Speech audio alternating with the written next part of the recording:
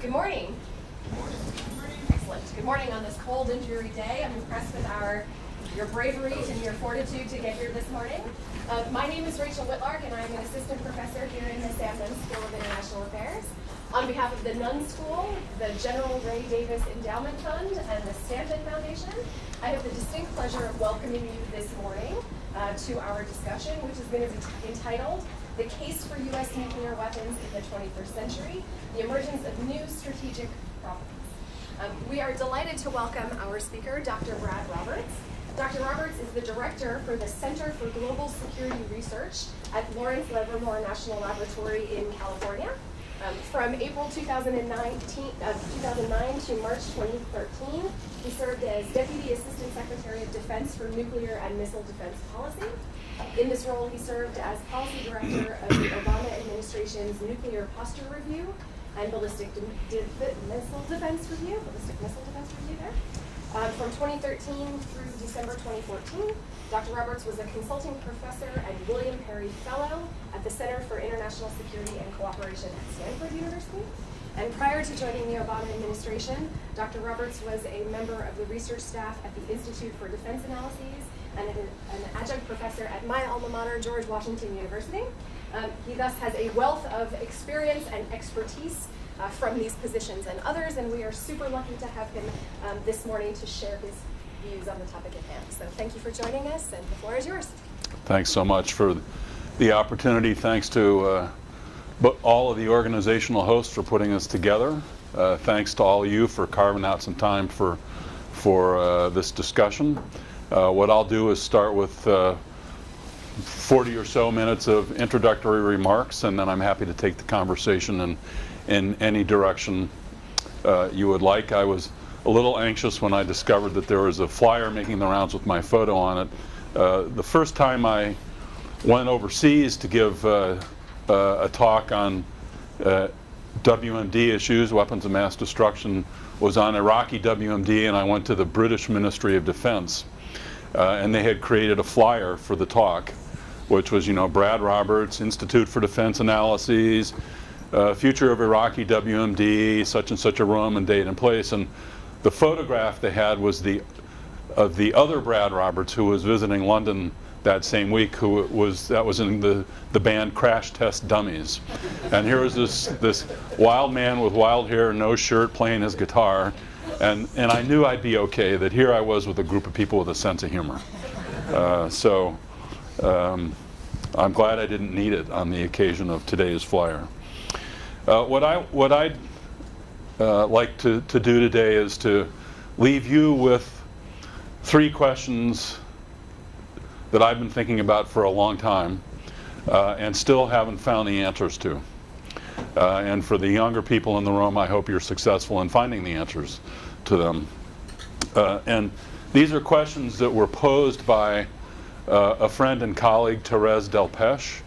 Thérèse was a long time, she was trained as in ethics and philosophy at the Sorbonne, and by an odd circuitous route found herself as the strategic advisor to the chair of the French Atomic Energy Commission.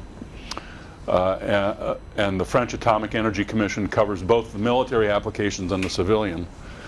And she was in that position for about 25 years and then passed away of cancer at the age of 62. But she was one of the most thoughtful people I've had the pleasure of knowing in my career. And in 2007 or so, she published her penultimate book, which won lots and lots of awards in France, called Savage Century. And it was translated into English by the Carnegie Endowment, and you can acquire it from them. It's a relatively short book. It has that virtue, and it has the virtue of being very compelling. Her device was to look back to 1905, and the first chapter of the book Savage Century is, what were people interested in peace and security in 1905 working on? What happened? Well, we ended up with the most savage century in human history. A number of terrible wars, and But in fact, the number of people who died at the hands of their state or in civil wars was approximately twice the number who died in war. And then her last chapter was 2005. What are people interested in peace and security working on? Right questions. And so the final questions she left with this book were, will the 21st century be more or less savage than the 20th?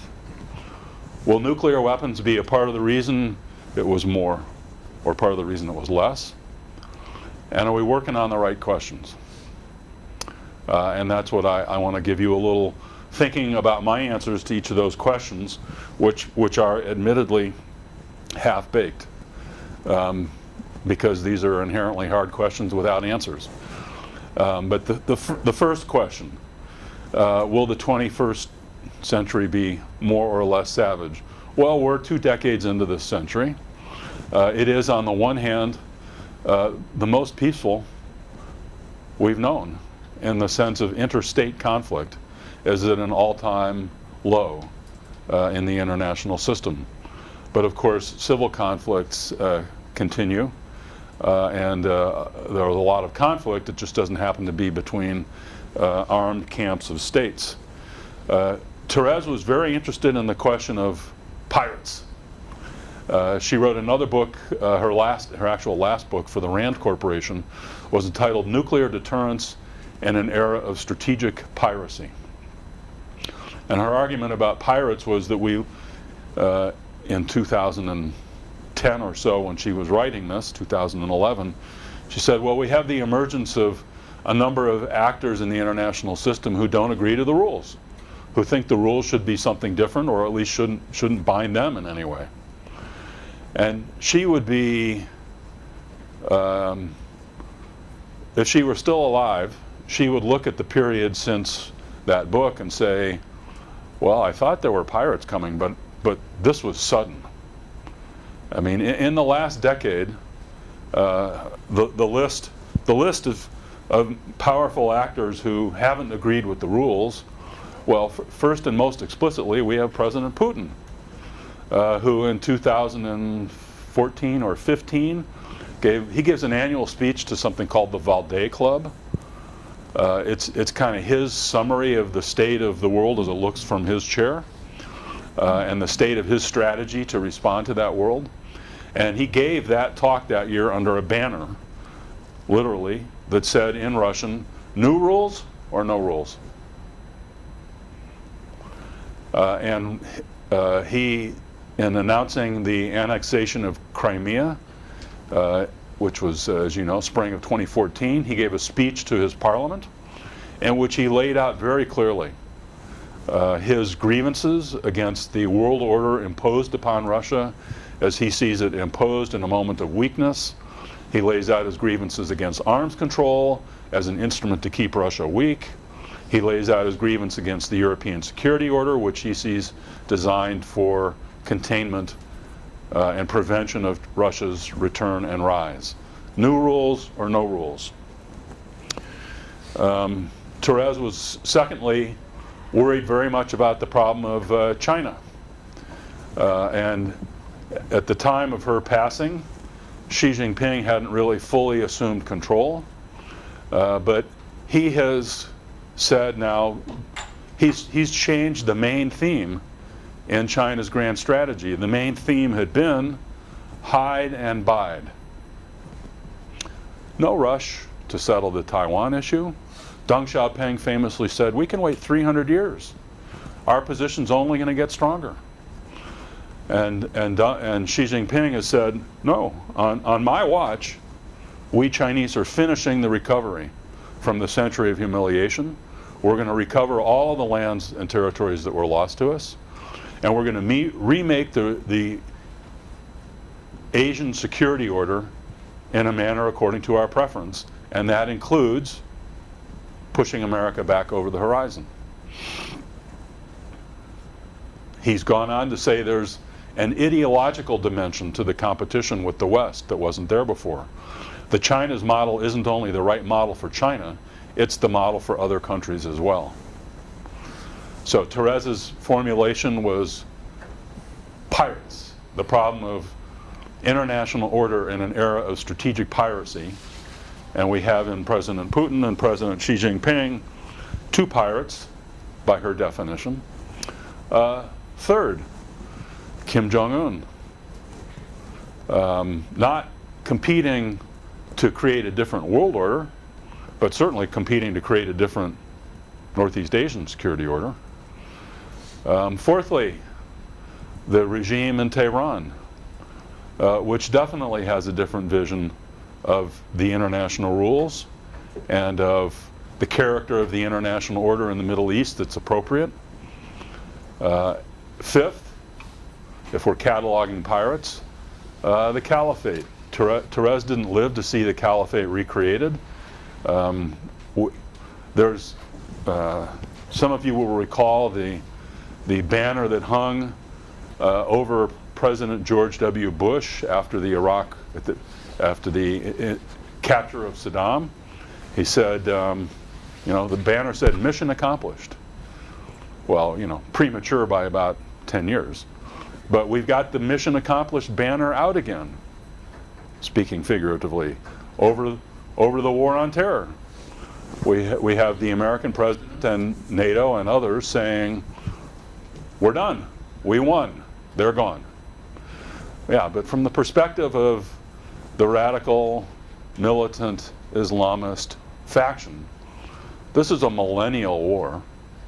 Whether or not the caliphate stands up or is stood down is a matter of temporary reality. And their view of the rules of the international system, well, first of all, it wouldn't be an international system when they're done. It wouldn't be a secular system when they're done. If I were using PowerPoint, I'd show a slide that I lifted off of an Al-Qaeda website in 2006, which is a map of the world, 2035. And there's a red, white, and blue flag over the United States and a red flag over China, and over the Ummah, over the caliphate, is a big green flag, all unified. And then down in the corner of that map is 2135, a map of the world, all green. One state, one post-state, non-secular entity. New rules, no rules.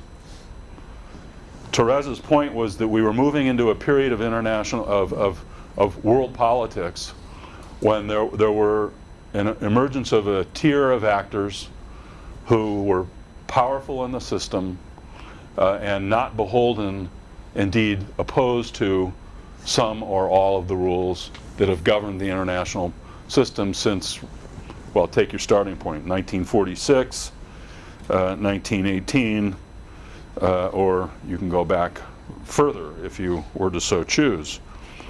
Torres would have been dismayed by the emergence of pirates in the West. And by that I mean we now have populist leaders in a number of countries, including our own. It would be fair to say that President Trump would stand under the banner of new rules or no rules. His view is that many of the inherited rules of the international order, of American grand strategy, are the wrong rules for the era in which we live. And his main view of the requirement of our strategy is that we achieve strength, because strength will bring us peace. And America first is the way to act internationally. I almost said exercise leadership. But if you read the national security strategy of this administration, the word leadership is only used in conjunction with economic nationalism. It's not used in conjunction with foreign policy, defense policy, grand strategy. It's not a vision of leadership. It's a vision of the exercise of power, and especially in the economic domain. So if we're trying to answer the first question, is the 21st century going to be more or less bloody? We have a few positive indicators. We have a lot of pirates. And history is not reassuring to us. on this point. World orders don't tend to end gracefully. And some of you will be familiar with Graham Allison's book looking at China's rise and the history of conflict between rising powers and falling powers. That's way too simple a picture for the world we've moved into. There are powers rising, powers falling. The dominant power of the United States really wants more major powers in the world. We'd rather be sharing the responsibilities of international leadership with others. But history isn't kind. And you need only look at the 1930s to find a lot of parallels to the current moment. Deeply aggrieved rising powers, deep differences of view over the rules of the international system, a powerful disarmament movement in the 1920s and 30s that had a very significant impact on the security perceptions of the people in Berlin and Tokyo, who decided it would be safe to challenge by military means the interests of the other powers. So this, to me, brings a question of might we be surprised by a dramatic and sudden end to the international peace that we also experience today. And most people dismiss war out of hand as simply implausible in this age. I went back recently and reread a fine book on strategic surprise. The best book on strategic surprise, in my view, is a case study of Pearl Harbor, written by Roberta Wohlstetter, published at Stanford University Press, 1961. And she basically wrote the first and definitive story of if you're in the intelligence business and you're looking for indicators and warnings of things to come, there's a problem when you've got a few signals and a lot of noise. We had lots of signals that Japan was getting ready for attack, but we couldn't figure them out because of all of the clutter of noise. That was her argument. It's a good and interesting argument. The foreword to the book was written by a then brand new assistant professor at Harvard University, Tom Schelling. Went on to become famous. And Schelling said, Wohlstetter's book is great, sets out this important argument, but he doesn't say it quite this way. He says she missed something, which is the filter through which we heard the signals and the noise, which was, he said, the people who were asking the questions about what might happen with Japan had already concluded that there were certain things that were just implausible. It was implausible that Japan would go to war. So what was implausible became treated as impossible by the political community. And he argued if we had said that it's possible they would choose to go to war, then attacking Pearl Harbor made eminent sense. So his argument was there was a flaw in our strategic analysis. Is there today a flaw in our strategic analysis about the international landscape in which we sit? I don't know. One of the biggest differences between the 1930s and today is, of course, the presence in the international system of nuclear weapons. So this takes us to Therese's second question. Are nuclear weapons going to be a part of the reason this century is more peaceful, or are they going to be a part of the reason it's much bloodier? Here, an academic audience may have come across the Waltz-Sagan debate and the book Nuclear Weapons, a Debate. I see a few heads nodding, but just to reprise the argument here, Ken Waltz was a neo-realist who looked at the international system in the 1970s and published a little monograph for IISS in London, 1979, entitled Nuclear Proliferation, More May Be Better. And his argument was, who would have thought in 1948 that we'd have this long peace in Europe at a time of this massive buildup of conventional forces after World War II and the Soviet grievance about the settlement at the end of the war. Who would have thought there would have been this long, cold peace? Nuclear weapons had everything to do with that, he concluded. And they give states who are in conflict and confrontation a very good reason not to go to war. And he argued it's not very complicated. Kennedy's book, 13 Days, in Waltz's view, was just kind of missed the point. The crisis was going to resolve itself no matter what people said and how they managed it, because the risks of going all the way to war were just too high. And everybody could understand that. Scott Sagan, a then young assistant professor who had written his PhD on what makes organizations fail, looked at Waltz's manuscript and said, "What? Are you kidding? Maybe if the proliferators were all advanced, modern, big states with advanced militaries and strong civilian control and robust technology, maybe all they would do would be to repeat all the mistakes that the then existing nuclear weapon states had made, but they would probably have more mistakes. And the odds that these less robust states would be capable of safely possessing nuclear weapons and operating them and making deterrence work were pretty darn slim."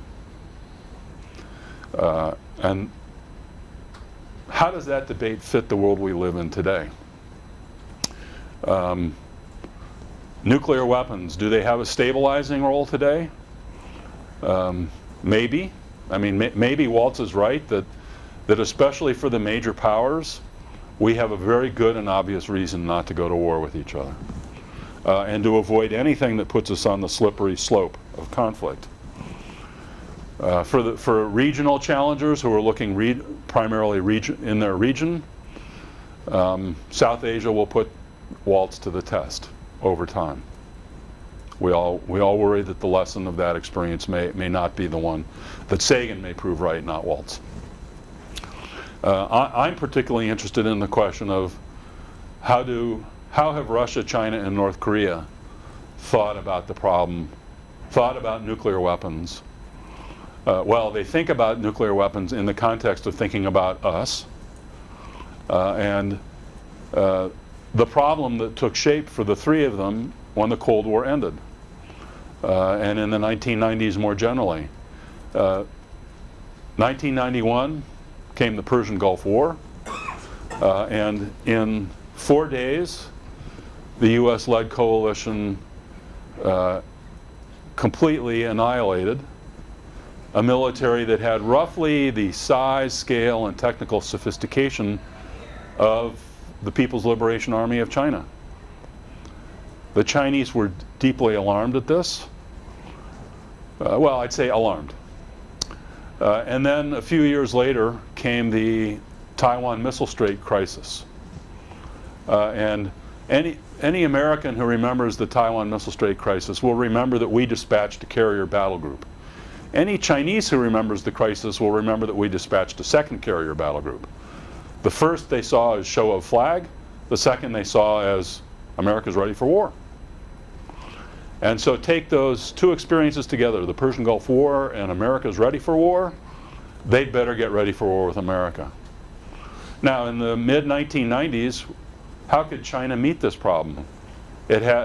Military modernization had been the fourth of four modernizations, as they were called.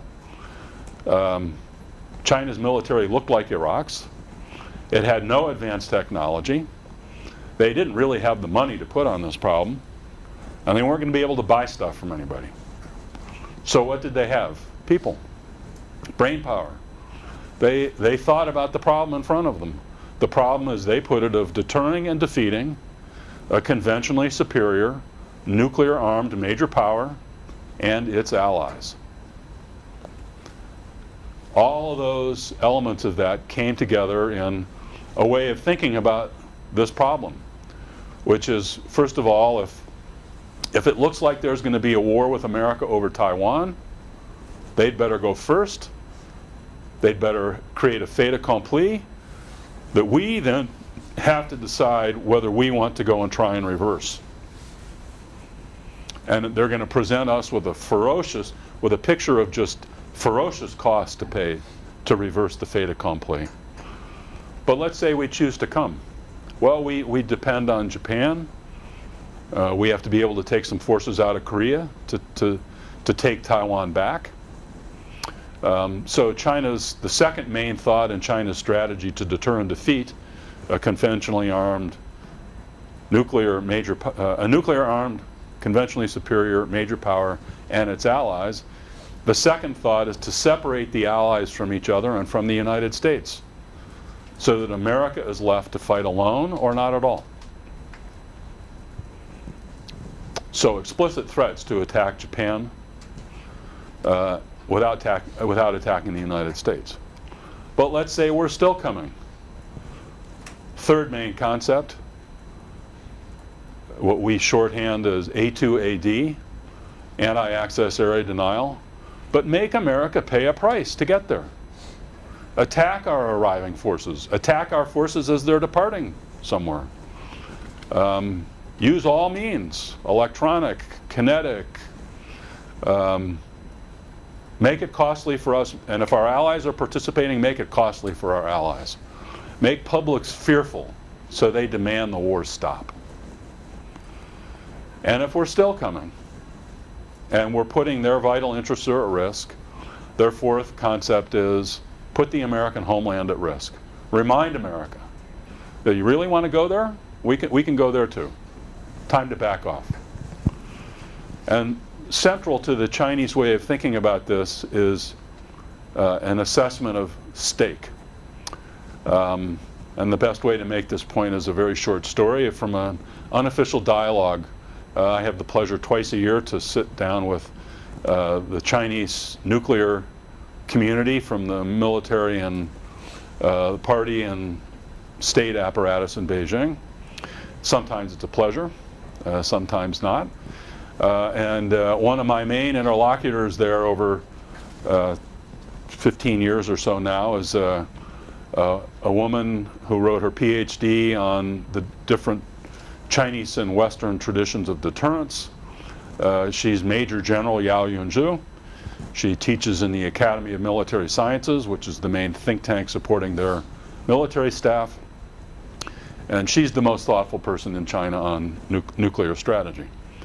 And she said, and we have debated for years, in a Taiwan crisis, who would be losing and who would have to escalate. And she said recently, so Brad, let me summarize what I, Yao Yunzhu, think I've learned from you, Brad, about this problem.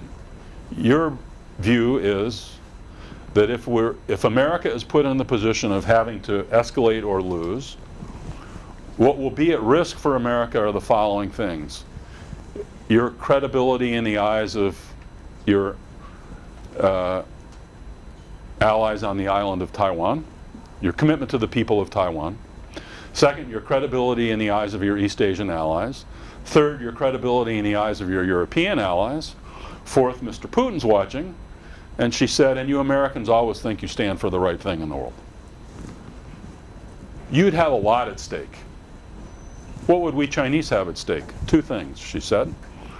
The end of the century of humiliation, or not. And frankly, if we lose, who knows what happens to the Communist Party? Whose stake is more compelling?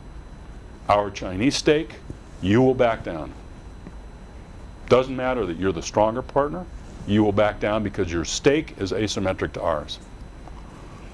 And you will understand that because you will have thought all the way down to that point, and thus our threats to escalate will be credible to you. Your threats to escalate will not be credible to you. I call that a theory of victory. It's not a theory of nuclear warfighting. It's nuclear blackmail and brinksmanship. It's non-nuclear blackmail and brinksmanship. It's Clausewitz took a view of war as the continuation of politics by other means, which gives you a particular definition of what victory is. Victory isn't when you vanquish your enemy. Victory is when you, in Clausewitz's terms, when you bring your enemy to a culminating point where the enemy is no longer willing to run the costs and risks of continued war.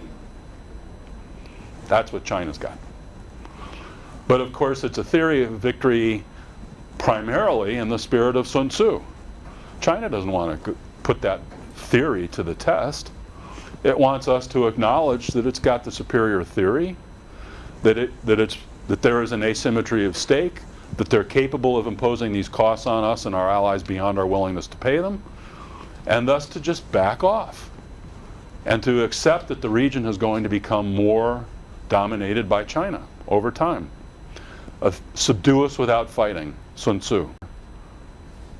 The administration has no idea about how to compete and what to compete for. Can't articulate how deterrence works in the 21st century. And in winning has not thought about the problem of escalation by our enemies. And thus, if we face a war in this period, because we've been focused for the last 20, 30 years on the problem of counterterrorism and counterinsurgency, if we face a war as a nation, we will pay a much higher price than we've paid for any war in the last few decades, and we will lose. That's how well prepared we are militarily for this problem brought to us by three countries who see us as being this overwhelming, hegemonic, unipolar superpower, ideologically driven, who's going to go after them and get them and throw their regimes out. We're standing ready to lose. Now, what about politically? Are we getting reoriented to this set of problems? Well, politically, our thinking about the nuclear problem is still very much driven by arms control and disarmament. It was my pleasure and honor to work for a president who wanted to work substantial material progress in accomplishing disarmament steps and to create the conditions for further progress later. What did we actually get accomplished? Almost nothing. The world proved a very stubborn place. Russia was not willing to go further on nuclear reductions. China was not willing to make promises about the future limits on its nuclear capabilities. North Korea, we utterly failed at rollback. On Iran, we achieved what we achieved, etc. The world proved very reluctant. And now we're at a crossroads on arms control. The debate is focused on the INF treaty and people's outrage that Trump has withdrawn us from the treaty. What we should be focused on is what Putin said in his speech to the Duma, that arms control is nothing more than a tool for keeping Russia weak. It's walked away from 12 arms control agreements, and the only one anybody talks about is the INF treaty. We're moving out of the period of arms control.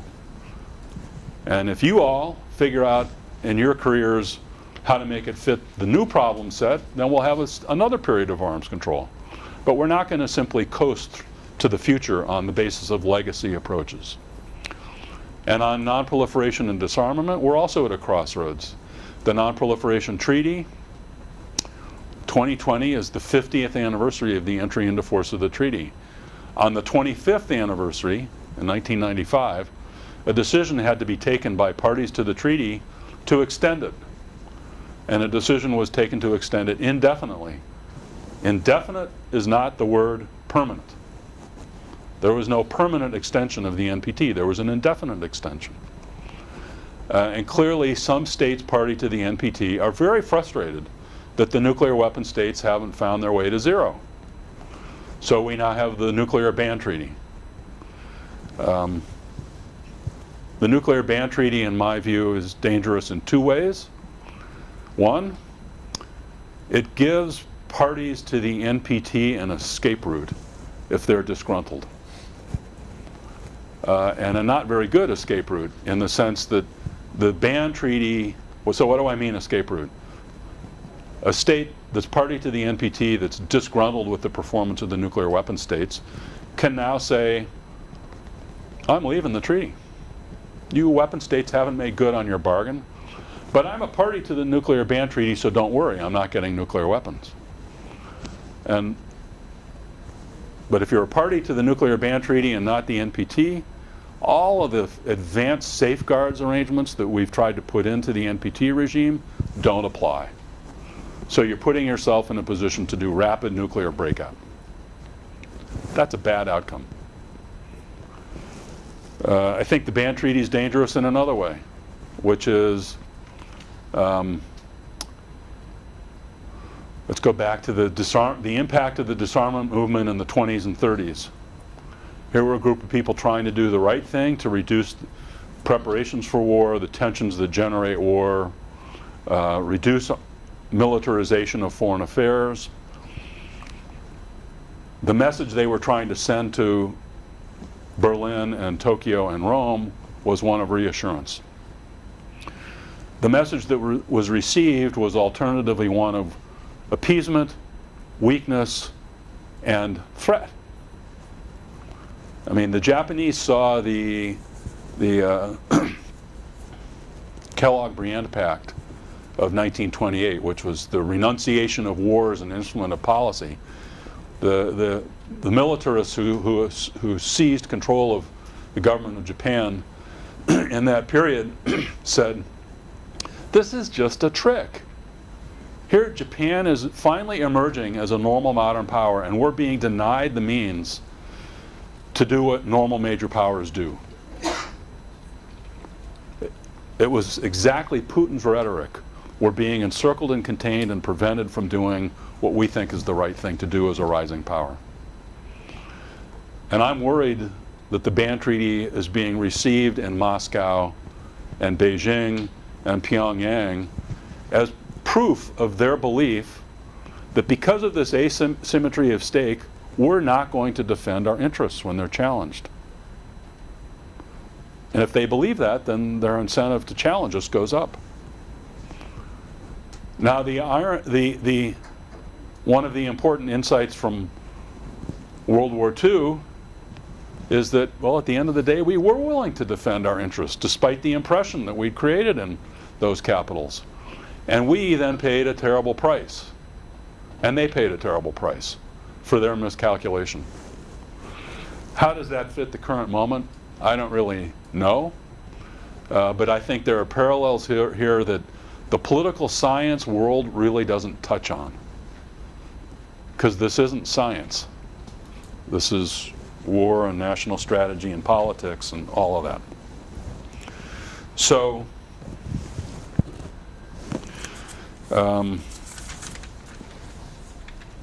Therese's three questions. The 21st century,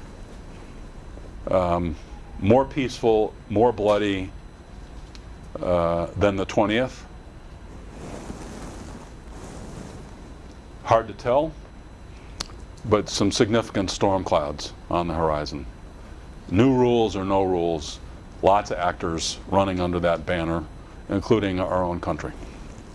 Second, nuclear weapons, part of the problem, part of the solution. Too early to tell.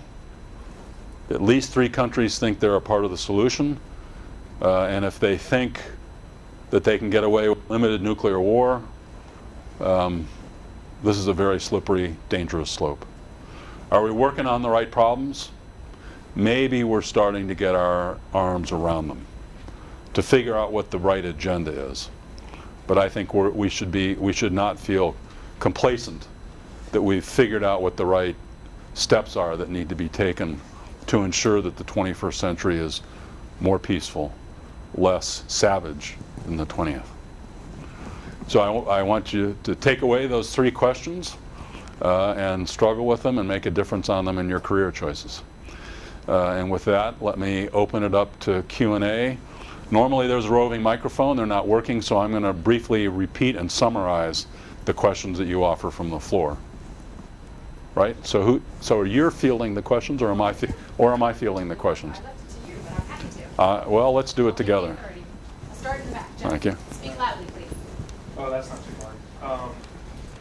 So you mentioned with Putin and China are pushing things. Do you think an unintended side effect of how they're doing this is that if you see, what was it, NPR yesterday as well, that we're trying to maybe help Saudi Arabia get certain amounts of nuclear information, that an unintended consequence of what they're doing is that simply America isn't going to care as much, and then suddenly Poland, Sweden, Germany, Japan start developing nuclear weapons of their own, and now they're surrounded with neighbors who they thought were weaker but now have their own nuclear arsenals and are a little bit harder to deal with now? So do I need to repeat the question? Are you recording the Q&A? Yeah. Yeah. You're not there yet. Sure. So the question was about whether the Chinese have calculated with the consequences. China and an unintended side effect of China and Russia's plan and how they're acting is going to be essentially that we won't care as much about proliferation, and a lot of the other advanced states are now just going to give you their weapons, and it's going to put a bit of it's going to slow down what they think they're going to do. Right, so have Russia and China calculated with the second and third order effects on proliferation of their efforts to break the prevailing international order? Or that's a likely side effect. Well, I don't think they've calculated with that. I think what they've calculated, so we look at the possible breakdown of these orders and worry that we will come to what political scientists have written about for decades, a tipping point where there will then be a cascade of nuclear proliferation, and it will be a cascade not among challengers to the US-led order, but fleers from a declining order, our friends and allies. And there are some who have said, more nuclear-armed allies for the United States? Why not? There are others who, like Scott Sagan, would say, who are you kidding? That's not going to work out well. The calculus, I believe, of those in Moscow and Beijing who are pushing against this order is that the tipping point will produce a cascade, not of proliferation, but of appeasement. That fundamentally their calculus is Japan and Germany cannot choose nuclear weapons. A political calculus on their part. And in the absence of Germany and Japan choosing, there's no tipping point to proliferation. And instead what they can expect is that America will go back to its historic behavior of isolationism over the horizon, and they will be surrounded by weak, frustrated states that are willing to defer to their important interests when they insist. I think that's the vision of the pathway they're on.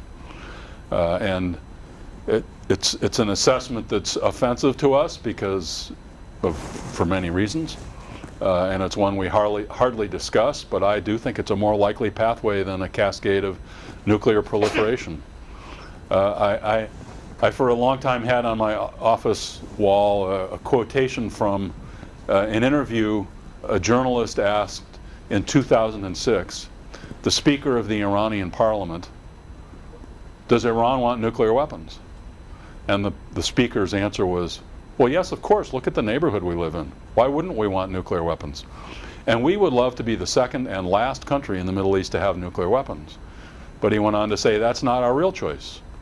The real choice is between the status quo of moving towards having weapons. It's the choice between that and living in a nuclear-armed jungle in the Middle East. We know we don't want that. Too many risks. And I think that's a factor that will mitigate against the cascade that the political science world thinks is likely because it doesn't understand the calculus of risk that informs decision-making in these potential proliferator capitals. Ma'am. Would you address the question of Russia-Chinese nuclear competition? I mean, Russia to me is still a question of which way it's going to swing.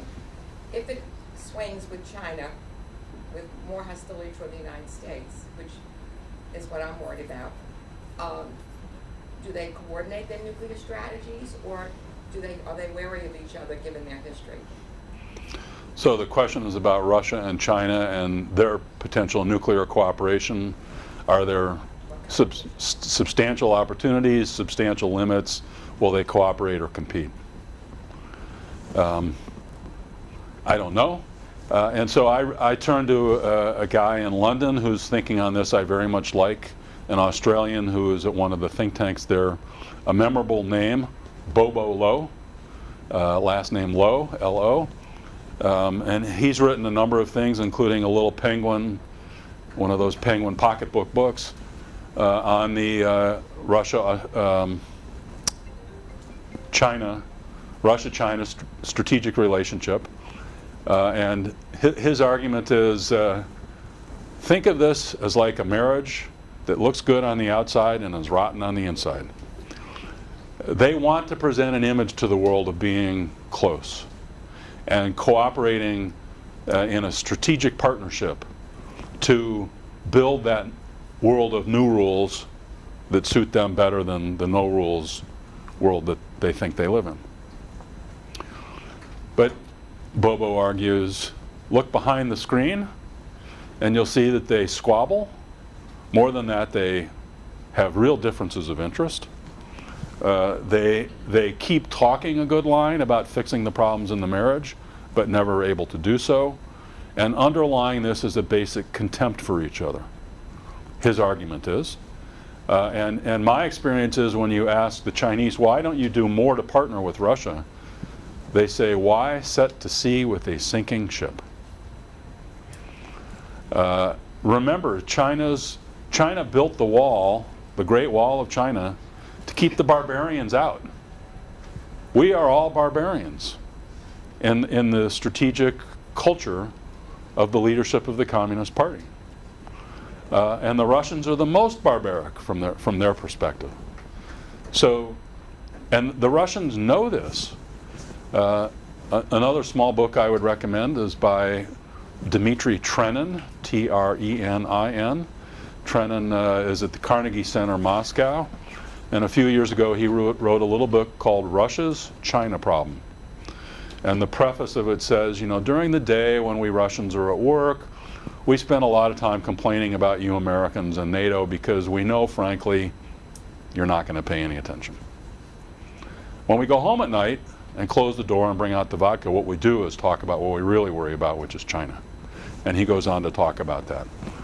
So that they want to present an image that causes us to be restrained in our exercise of power. But the ability of them to actually cooperate over a long period of time to frustrate us is modest.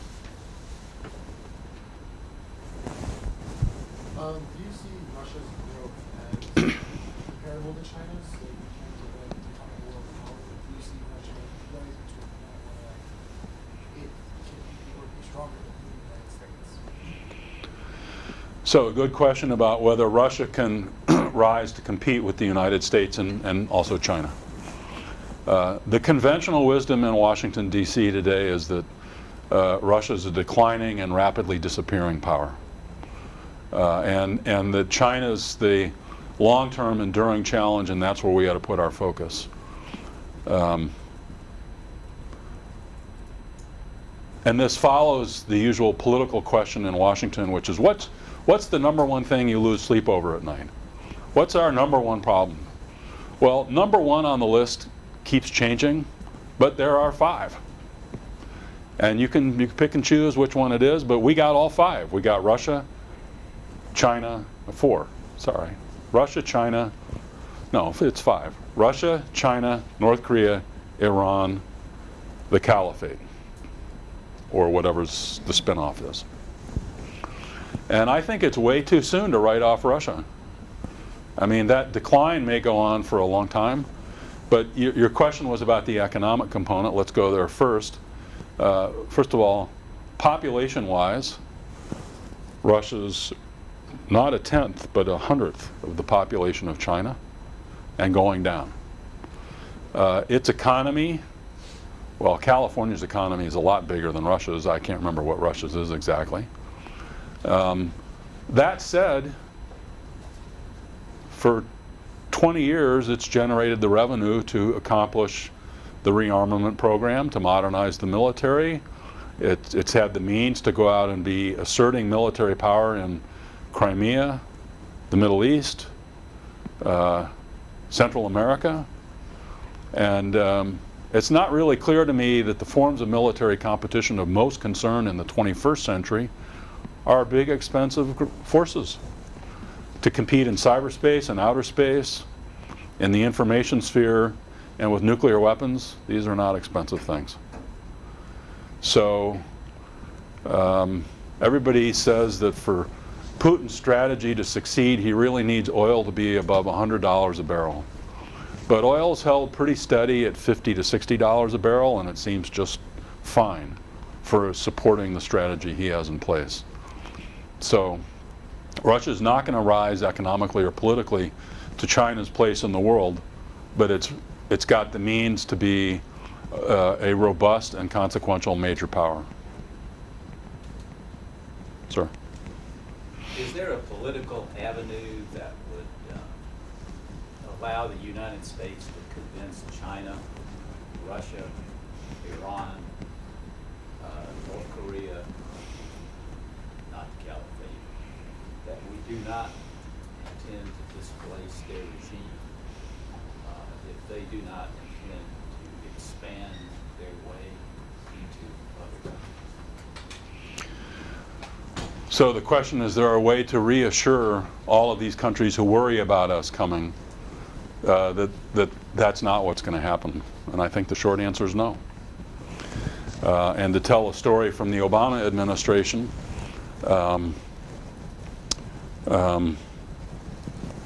so President Putin came into power in roughly 2000. In general, he was welcomed by the West as a guy who was going to fix a Russia that had really fallen badly apart. And in his view, he stretched out an open hand to the West. Remember, George W. Bush stood on the rubble on 9/13 and said through the bullhorn to the world, choose sides. You're with us or against us in the war on terror. The first foreign leader to call immediately that afternoon was Putin. He said, you're going to go into Afghanistan. We've been there. I got some maps that can be helpful to you. Then his view of the United States soured. And he gave a speech, 2 speeches to the Munich Security Conference. We just had the latest version over the weekend. But this is this annual gathering of defense ministers and the defense elite in Munich, Germany.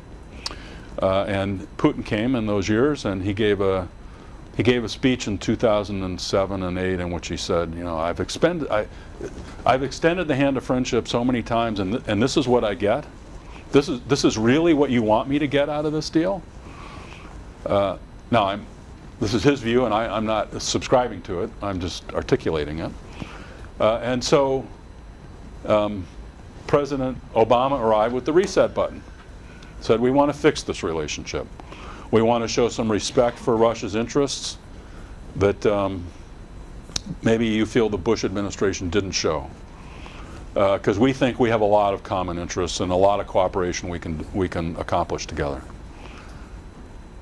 And Obama went on to say, but you know, what's your problem, Mr. Putin, with us? And Putin's answer was, you're like a drunk bear in the woods, and you're dangerous because it's your ideological drive, not your interests, that shape your behavior. And you've been willing, ever since the bipolar confrontation ended, you have been at war constantly in defense of your values abroad. We're going to be the victims of that sooner or later. Everybody who disagrees with you on values is going to be the victim sooner or later. And Obama's response was, you have to understand, the American people elected me to get us out of these long wars. We're tired of doing this. We Democrats are different. Trust us. Just trust us. So Putin says, over to you, Mr. Medvedev. I'm going to work the domestic thing for a while. What happens next? NATO goes to war against Libya without a UN Security Council vote. Next, then Putin comes back in as president. First Putin-Obama summit. You can imagine the nature of the dialogue. See? I told you. So in that period was then the decision to annex Kuwait, and his speech, annex Ukraine, Crimea, and he gave the speech to the parliament in that spring, which clearly summarized his view of America as dangerous. The message, just trust us, doesn't work. And if it didn't work before the last presidential election, it's not going to work for a long time to come. Because if the message is America first, peace through strength, leadership is a word we don't need to use anymore, alliances are millstones on the exercise of American power, trusting America just got a lot harder. And let's look at it from their perspective. First of all, the regimes who perceive different value structures, and correctly so, are regimes that hold power by the barrel of the gun. Putin's in power because he violently suppressed the demonstrations that followed the last big election. Xi Jinping is in power because of, the same massive camps and social control that make the book 1984 look like a bit of a joke. I mean, how do they trust? They don't trust domestically. And how do they live in a neighborhood with a 900-pound gorilla that just wants to be trusted? This isn't, they rightly perceive that we have basic conflict of interests that flow not because we're different states, but because of how our leaders perceive our interests. And Putin articulates a fundamental conflict of interest with the United States, and there's no way to reassure him out of that. That's a pretty dim view, I'm sorry, but I think it is the way it is. Who's up next? Let me get a student in the discussion here. So when we're talking about how, especially in Russia and China's case, they're developing these more modern strategic tools or even tactical nuclear weapons to signal their resolve to defend what they see as this asymmetric advantage of interest. Do you see any efficacy in the Trump administration's recent decisions to develop new nuclear weapons for the United States, either this new low-yield ballistic missile or a SLICM or any of these new weapons developments? Do you see that there's any efficacy in that development to signal our own resolve to respond to a punch in the face? I do. But let me be clear about a couple of definitional points. The proposal of the Trump administration, well, it's more than a proposal now, but the Nuclear Posture Review produced two recommendations for supplemental capabilities in the arsenal. The arsenal already includes some low-yield weapons, and there is really nothing new in the supplements they're talking about, meaning a new warhead designed for a new military purpose with new technologies and design features. If we get the submarine-launched cruise missile a decade from now, it won't be unlike the submarine-launched cruise missile that we gave up on the Nuclear Posture Review that I led. The other low-yield option is this warhead that is being prepared for the submarine-launched ballistic missiles, which is just a low-yield variant of the warhead that's on the missile. You basically dummy down a part of it. So they didn't go for new. They said they might, but they didn't. And these are supplements to a toolkit that's already got some tools in it. The critics have argued that this lowers the nuclear threshold, that you're making it more likely that the United States would cross over into nuclear war because you've created weapons that might be employed in a manner that doesn't generate a lot of debris and radiation outside of the immediate area of attack. That's also the argument that they deter better, because you can imagine a Russian leader calculating that he or she might cross the nuclear threshold with they have gone way down the pathway of building very low yield weapons because they believe they can threaten to employ them credibly, and we don't have a good option in response. All we've got is a really big weapon that would kill many, many, many, many more people than theirs. And thus, the counter argument to we're lowering is that we're raising the threshold by increasing the plausibility of the threat to employ these weapons. Now, this all seems like the usual dancing on the head of a pin that the nuclear community does. And I don't really think that Mr. Putin sits at his desk and thinks, okay, they've got 27 kiloton weapons but not a 22 kiloton weapon, and I can get away with this. I think the risk, well, let me step back one step. This violation of the Treaty on Intermediate Range Nuclear Forces, when did it occur? 10 years ago. It's only this year that we're seeing reports of the actual deployment of the capability into the field, quote, multiple brigades, and a brigade is roughly 10. Why? 10 years. That's not what any other weapons development program is like in Russia. You develop they developed in this period a whole bunch of cruise missiles that they developed, tested, purchased, deployed, all like this, no 10-year wait in the middle. What explains the 10-year wait on the INF thing? I believe it was a test. Mr. Putin saying, I told you I was going to leave the treaties. I've left the treaty, but I haven't declared I'm leaving the treaty, officially withdrawn. What are you going to do?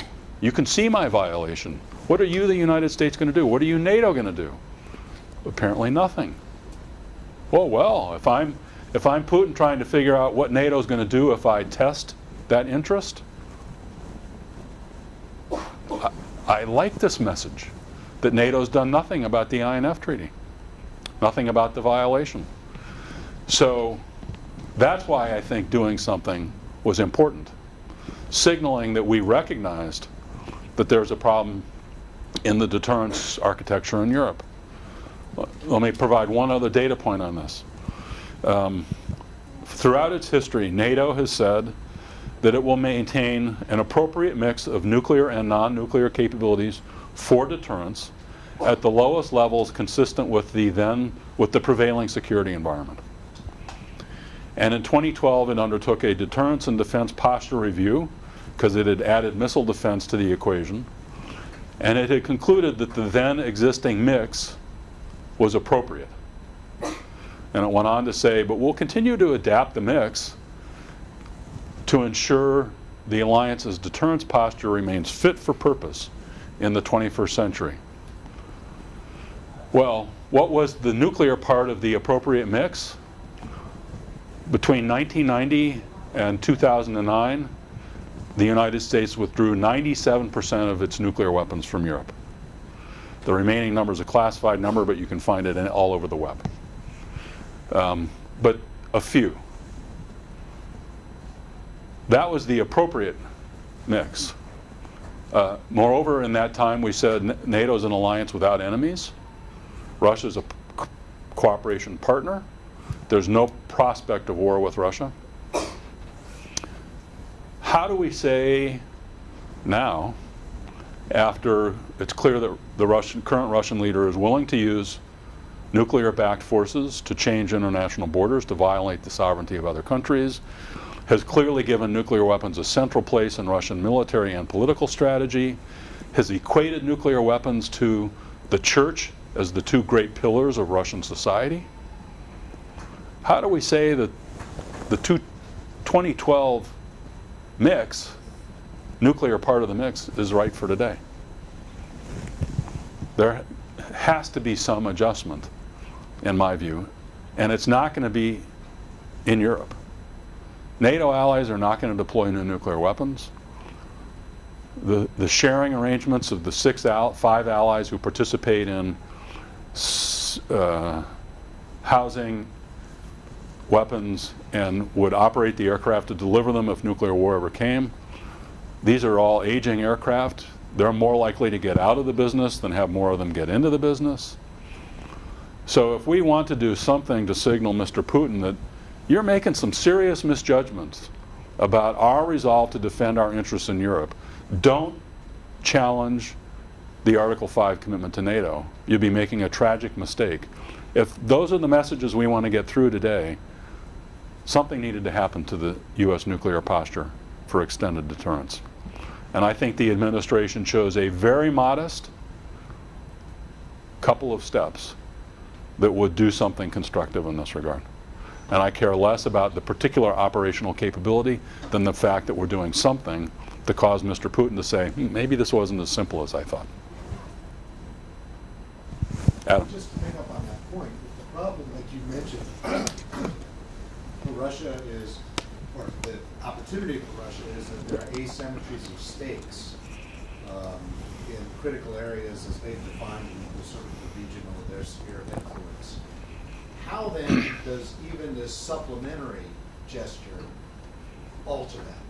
Because, you know, you can do this, but then the question just becomes, is this credible? Are we just raising and, you know, we're taking a step here, but we're inviting him to push farther because, like you mentioned, they feel that asymmetries of stakes are on their side. And at the same time, they can probe with other means that they've seen that we fall all over ourselves on information dimensions and non-kinetic dimensions. So they can just keep sort of mucking it up, but with confidence, like you mentioned, that the stakes are on the asymmetries of stakes are on their side. So I guess my question is simply, how does the response that I think you've accurately described actually get us out of this dynamic, as opposed to escalate the risk of inadvertent conflict, given our less stakes, or lesser stakes, whatever that would be. So the question is, how does the step of the Trump administration get us out of the dilemma with Russia? Right. And I don't think in and of itself it does. This isn't a problem that's amenable to a single point solution. Moreover, I don't accept Putin's calculus that there is an asymmetry of stake that favors Russia. Yao Yunzhu discounts a great many things that would be very highly motivating to an American president in a moment of being blackmailed with nuclear weapons. You mean we're really just going to say to our European allies, oh, don't worry, never mind what's happening in Asia? We're really willing to let the democratic experiment, which is thriving on Taiwan, just disappear? We're really just going to be blackmailed and let the whole world see it? And if nuclear weapons are used, we're really just going to back down? I mean, we insisted on total surrender, and we were willing to kill a lot of people with a nuclear weapon or two to get it.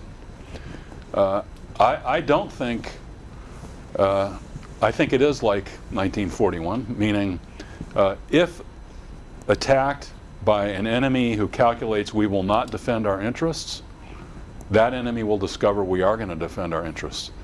This is what democracies do. It's not just American democracy.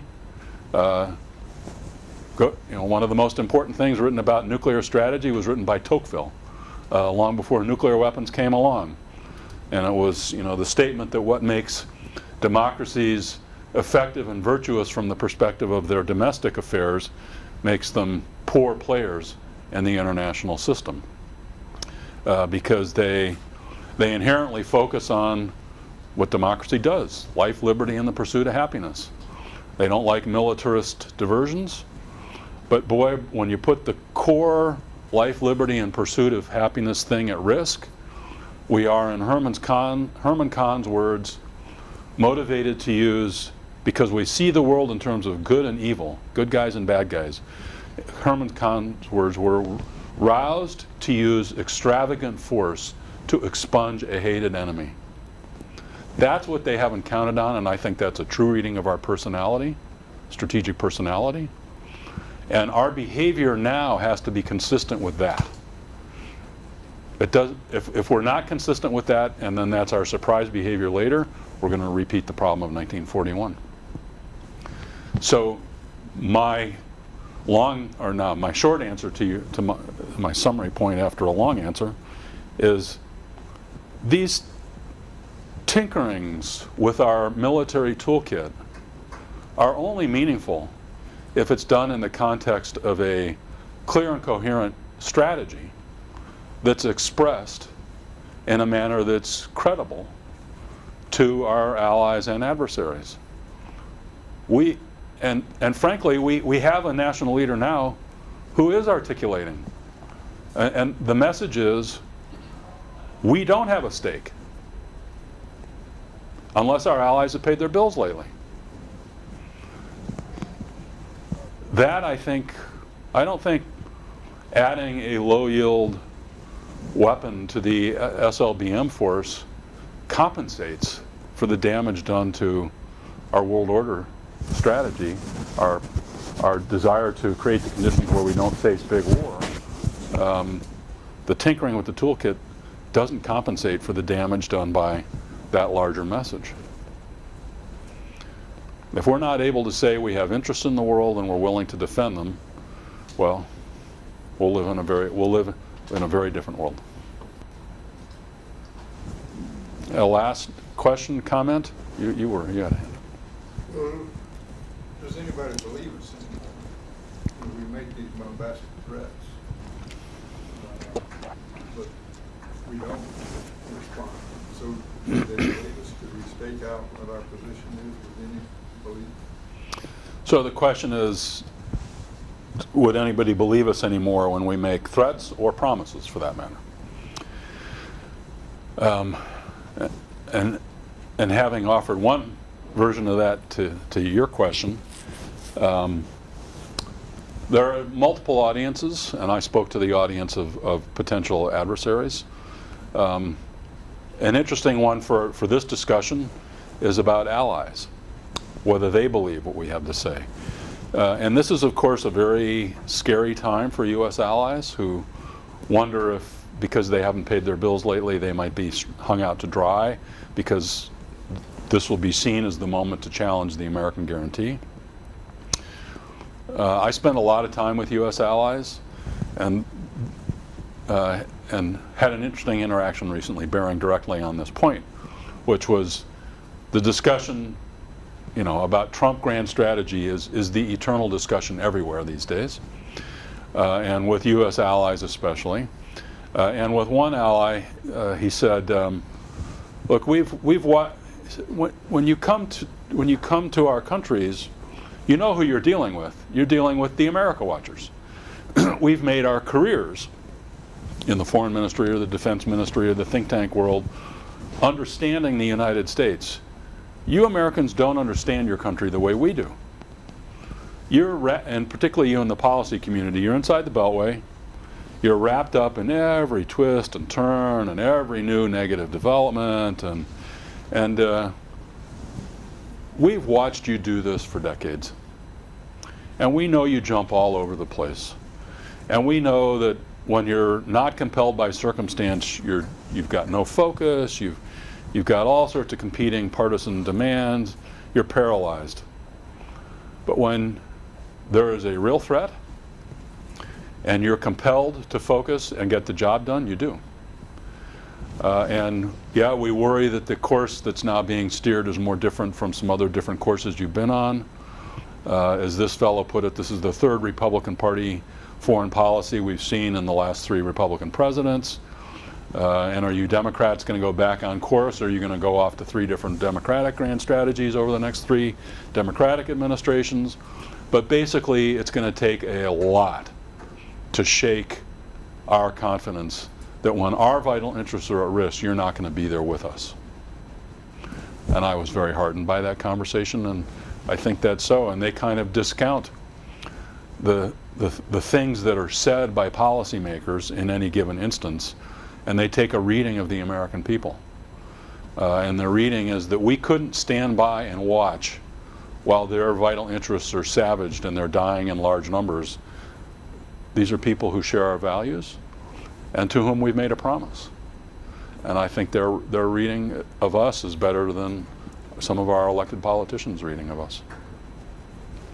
So having given a pessimistic answer to your question. I tried to find an optimistic closing note. I think we're at the witching hour. We are indeed, and I think we should end on such an optimistic note. Sure. Thanks, everybody.